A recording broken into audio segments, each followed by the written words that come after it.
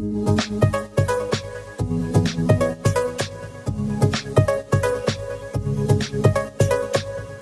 everyone, welcome to Dirk Island. My name's Michael Durkheimer. I'm Alec Durkheimer, and this is the weekend show where we talk about weird and fascinating things going on in the world. Usually through watching documentaries. I think I've seen more documentaries than almost any other type of thing. And I actually looked at my Netflix. I believe that for sure. Yeah, no, I know. You have. I looked at my Netflix thing, which as far back as time goes, and I have like over 600 documentaries watched on Netflix alone in like the last 6 or 7 years. That's good. Yeah. And now you're just doing this to feel like it wasn't all a waste of time. It wasn't a waste of time. I actually have something to say that matters. No, I remember I have watched a lot of documentaries, and when Netflix first came out, it was all about the documentaries. So that's why I thought it was valuable. Oh, that was before it had the original content. It was like good indie or just good like fringe docs. Yeah, because if you were looking for documentaries on the internet before Netflix, there was only so much time before you found Alex Jones.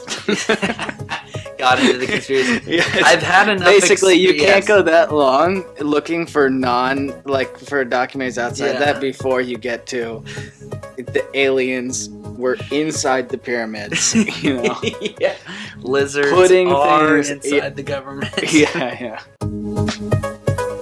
The movie is Three Identical Strangers, really weird story about three identical twins who were separated at birth, all adopted, didn't know each other, and then found out they were identical twins when they were 19, when two of them ran into each other essentially at college, and then a third saw them in the paper after the first story was reported. The peak wasn't even there's the moment in the beginning of the movie where they first meet at community college. They're so happy to be reunited. That gets posted in a paper, and then the third one realizes he has two twin siblings, and they have this amazing time reuniting, going on the talk show circuit, almost like more than 15 minutes of fame, like the level where they were able to open a restaurant. But even that, the beginning phases of that, their lives weren't all that incredibly rich, I felt. The interesting thing was it was kind of accumulated in what seemed like several months of them partying in New York, and it felt like one hit wonder syndrome, like that was going to totally fade out. Yeah. And actually leave them worse off after this high subsided. That they're reunited as brothers in early adulthood. Yeah, it was something that was, I guess it would probably happen today the same way, but essentially the whole thing where they suddenly discover each other, and within moments of discovering each other, they're in newspapers. And with moments of that, it's like national news. It's like something going viral today, but it's almost weirder to see it where there's not so many things that go viral. And it's like three people separated at birth, now they're back together, and it's like, okay, it was all of a sudden they were wearing the same clothing. You guys have been on the front page of every newspaper in the world. True. They were more like clones than they were like brothers. It was just weird. I thought it was weird. It was weird exploitation. They were clearly along with it. They were clearly liking the ride. Yeah, they were clearly along with being like almost like celebrities, but celebrities for being almost like a sideshow. If you were to say, what's the reason for this documentary to matter? You know, and that's usually a central question for any documentary. You know, what is either the central point, the most curious part about it, or the reason, the thing that leaves you with to keep chewing on? You know, I think this one obviously tries to play into the nature versus nurture, but the same way that does feel like an unsettled question, the documentary leaves you in that same place. There is no resolution to a question that does feel wrought and does feel conflicting and is ultimately a potentially important question, although as time goes on, I kind of wonder how important it is. It becomes almost like, so what? I mean, it makes it what I think we really want to hear, which is no matter whether you had a fucked up parent or whether you had a parent who never raised you but was an alcoholic, for example. Yes, had what some sort you of... do now matters. If you don't like the way the tea leaves read, you have autonomy. you have individual willpower to change either. I think that is really what people want to hear. Because some people had traumatizing childhoods because their parents were that way. Others maybe have parents that weren't even related to them or weren't in their lives who had something wrong with them, like a mental disorder. And either is like a bad fortune. You don't want to feel a victim to your destiny. I guess I'm not as surprised as some people are when you find out that what you like and what you might do in your life or might be interested in or predisposed to isn't just what you were exposed to, but it's actually either, built in your DNA in some amount. That doesn't surprise me so much, especially when it's frivolous things. I mean, if three triplets like the same brand of cigarettes, it's like, that's so what? There are so many people that like the same. What's more interesting is that every New Yorker likes the same type of pizza, and every person from Chicago likes the same type of pizza. That doesn't make any sense. The fact, you know what I mean? That shouldn't be that way, but it is. The fact that three people from the same family like the same brand of cigarettes is not surprising to me.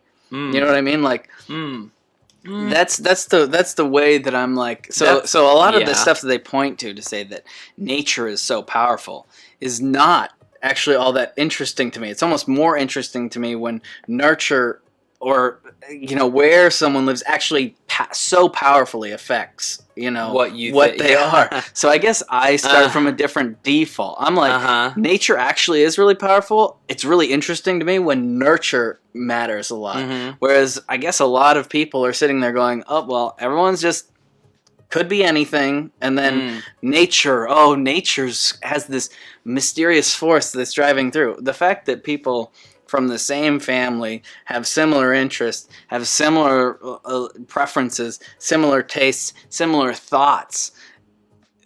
I mean, that's the part to me that's the obvious non-magic part, and the part that's more like interesting is the like what can be, what is changed. So I don't know. I guess I come at the movie and I come at the nature versus nurture question a little bit differently because I don't undervalue nature so much. I think nature is super powerful from the start. I'm always interested when nurture comes in and shows that it's so powerfully different, which is kind of some of the point of what they show later in the film. And something I think is interesting about that is when they started talking about how strikingly similar they were, and this was supposed to be evidence of how profound the effect of genetics are, it was almost told as kind of a pessimistic thing. Oh, we're victims. We're shackled by our own genetic destiny, which is interesting because you were talking about how much nurture can affect people with such precision and consistency, which doesn't necessarily lend itself to free will more. We just, for some reason, think that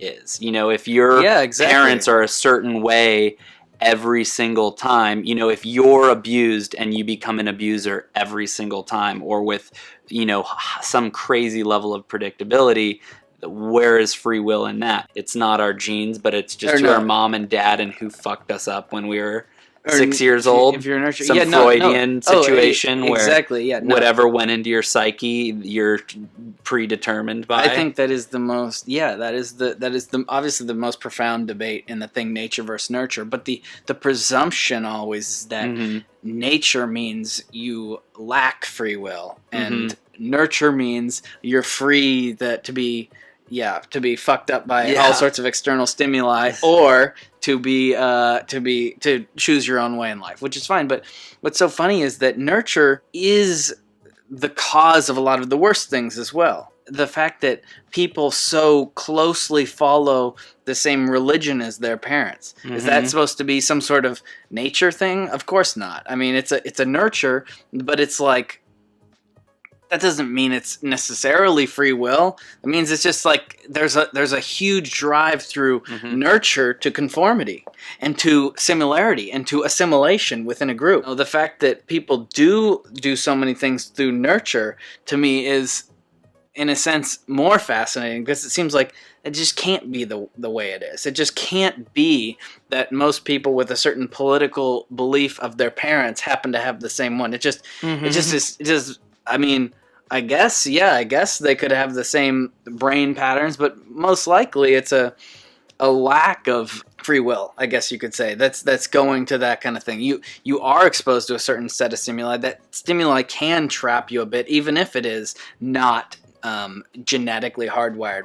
So I mean, I agree with you. I don't see nature versus nurture as a predetermined versus a free way of thinking. I think that both present potentially things that you don't want, that are limiting to your own personal freedom. So the whole idea of nature, 3 people with the same DNA, versus nurture, 3 people with 3 different households, one affluent, one middle class, and one blue collar. That is all potentially negated, and probably negated by the fact that they took 3 kids who were next to each other for 6 months, separated them all, so that's like probably a childhood trauma, realistically, and then had them all studied systematically by some random people coming and videotaping them and giving them genetic tests on the same schedule on the same day every year. That both introduces a consistency into their nurture, and it screws up all the possible data you could be getting from that. Because if you find out that 3 of them are sad, you might have caused that. It has nothing to do with them being the same DNA. And if you find out that 3 of them have similar things, and have similar likes or have similar interests, and you happen to have asked them the same questions on the same day of the year at the same time in their life, and then you find out that 3 of them, for example, like wrestling, I mean, did you ask them what sports they like? And they all, and you might have affected any of that kind of stuff. So it's pretty clear that kind of study would have so many issues with it that it would be very difficult to actually conclusively find out anything about nature versus nurture, because you are so powerfully affecting that whole process, through just trying to study it in the first place. Yeah. Or the way they tried to study it. You're right. Let's say you did find something that seems profound about the differences among them.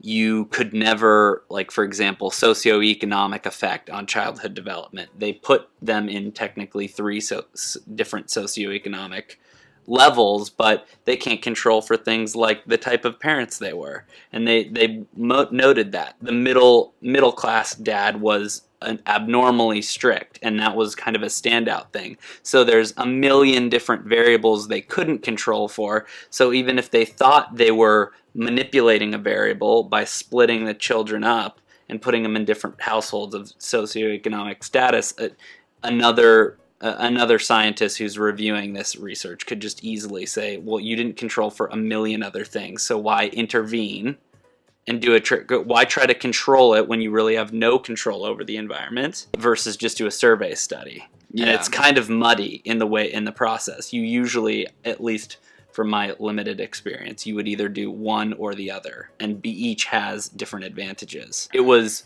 not only unethical, but the way they designed the study wasn't very academically clean. It wasn't bound to yield very good, reliable results. And one of the biggest issues is they're not replicable. If you did find something profound and they're unethical, then you have to go do it again. Generally, in a with a well-designed study, you'd say, okay, we found something different about the twins, let's go do it again, which would mean let's go find some orphan twins and split them at birth and study them. Like, you think about the Jinx or some documentaries that have completely unbelievable twists at the end, and this one was setting up like there was going to be an unbelievable twist because they've been in this psychological research, we know it's happening, and for some reason it's not been released for years, and it did feel like there was going to be some huge reveal about criminal activity or something just darkly twisted that they found out about the twins, or maybe they discovered they're the ones that did some intervention that started leading to suicides, or something crazy like actually they were feeding them something, or they're giving them some pills, or something just even more mind-blowing, and it never really accumulated to that next level that I think would make this like a sensation that I'd recommend non-documentary viewers to go out and see. And not enough depth. Also, one other thing that was missing is they didn't shy away from being curious about what the research found about the difference among twins, and they didn't seem to dive into what the two alive twins who were interviewed throughout the movie, they didn't talk about what their careers were, how they were doing, how their marriages were, what they had achieved in life, which are kind of the things that studies would be curious about.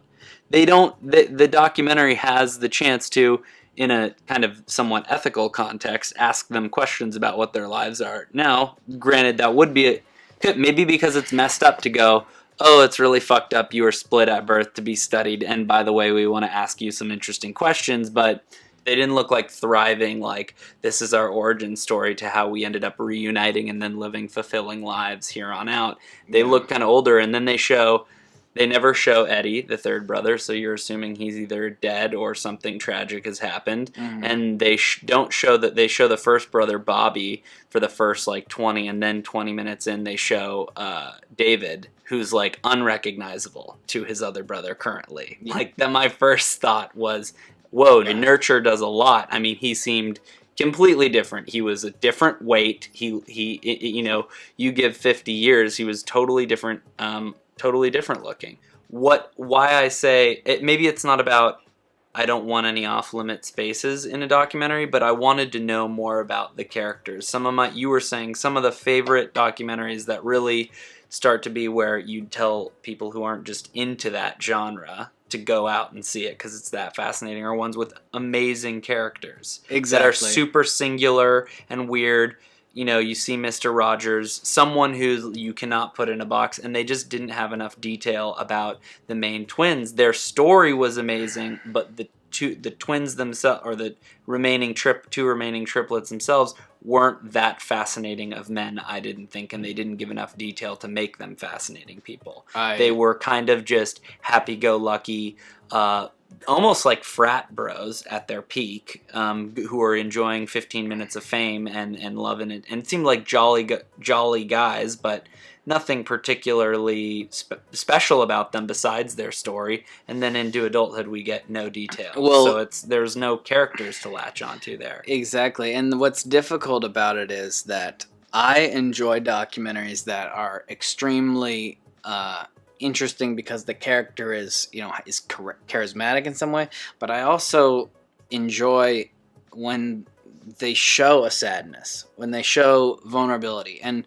there was clearly a lot of that in this documentary. The ability for the main characters to show themselves to be extremely compelling because of the sadness that was inflicted on them, in such a ridiculous way, in a way that no one really has been exposed to, and that for me would have been the most interesting and compelling thing that would have brought me into the characters more, because you don't have to be super smart.